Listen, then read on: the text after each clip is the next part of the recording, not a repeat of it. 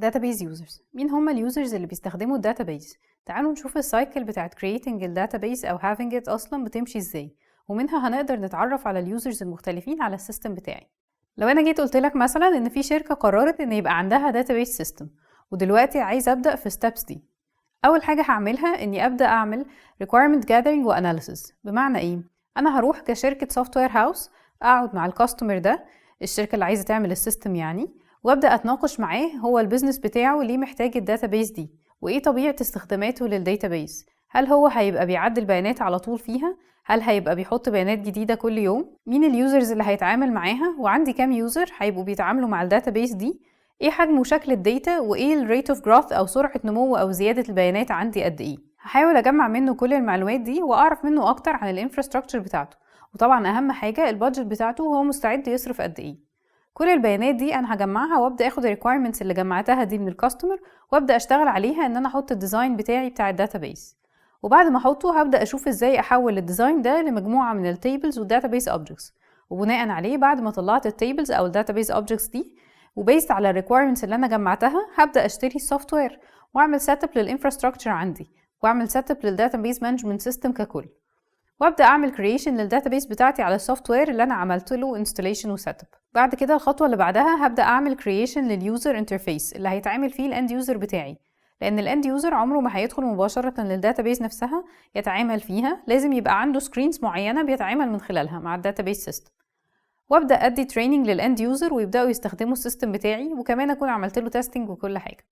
طيب كل خطوه من الخطوات اللي بتحصل في اللايف سايكل بتاعه الداتابيس مين بيكون مسؤول عنها؟ أول ستيب خالص بيكون مسؤول عنها السيستم اناليست. تاني ستيب السيستم اناليست بعد ما عمل جاذرينج للريكويرمنتس دي هيديها للداتابيس ديزاينر عشان يبدأ يشوف ايه شكل الديزاين بتاع الداتابيس والداتا موديل بتاعي هيبقى شكله عامل ازاي.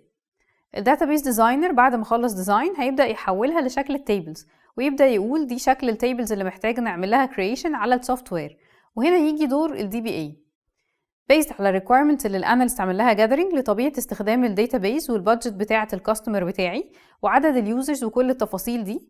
هيبدأ يريكومند الدي بي اي دي بي ام اسز معينة هي دي اللي هنختار منها واحدة عشان نشتريها. عايزين نبدأ نعمل انستليشن وسيت اب للدي بي ام اس، واللي هيكون مسؤول عنها هو الدي بي اي، هو كمان اللي بيبقى مسؤول عن creating الداتابيس objects او التيبلز اللي الديزاينر طلعها وعمل لها creation على الديزاينز. يقدر ياخدها الدي بي اي بعد كده ويعمل لها كرييشن على الدي بي ام اس. انا كده عملت كرييشن للتيبل وبقت موجوده عندي، بس الداتابيس بتاعتي لسه فاضيه، فهبدا اخد initial data اللي هتبقى موجوده معايا واعمل لها لودنج في الداتابيس بتاعتي. بعد كده الدي بي اي هيعمل كرييت لليوزرز ويدي كل يوزر مجموعه من البريفيليجز. من ضمن اليوزرز دول الابلكيشن بروجرامر اللي هيحتاج يعمل يوزر انترفيس ويبقى بيشوف حاجات معينه. هيدخل بعد كده الابلكيشن بروجرامر يعمل الديزاين بتاعه ويعمل كرييشن للابلكيشن بروجرام، وبعد ما نعمل تيست للسيستم كله هندي للاند يوزر تريننج ويبدا يتعامل معاه. تو كونكلود الرولز بتاعه الداتابيز يوزرز اللي عندي، الدي بي اي هو المسؤول عن السيت اب والانستليشن بتاع الدي بي ام اس، مسؤول عن كرييتنج الداتابيز سكيما، وكمان مسؤول عن populating الانيشال داتا، بيعمل كرييشن لليوزرز وبيديهم privileges عشان كل يوزر يبقى عارف هو الاكسس بتاعه على ايه بالظبط. السيستم اناليست ده اللي بيكون مسؤول عن gathering requirements والاناليسيس مع الكاستمر اللي بيتعمل في الاول. الداتابيس ديزاينر ده اللي بيبقى مسؤول عن انه ياخد requirements ويحولها لديزاينز ويعمل الموديل للداتا بتاعتي، وبعدها ياخد الموديل ده ويحوله لمجموعة tables او database objects.